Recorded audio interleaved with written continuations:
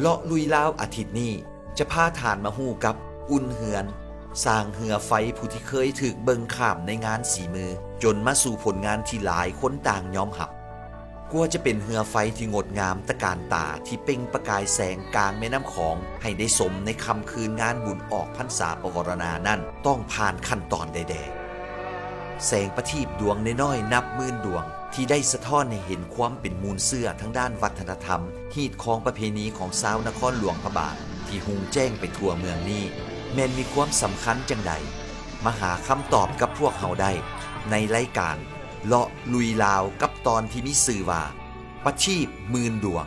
ออกอากาศทางโทรภาพแห่งชาติลาวช่อง3และทาง Facebook เพจกินทีนี่เที่ยวทีนี่ยังบ่ควางหลง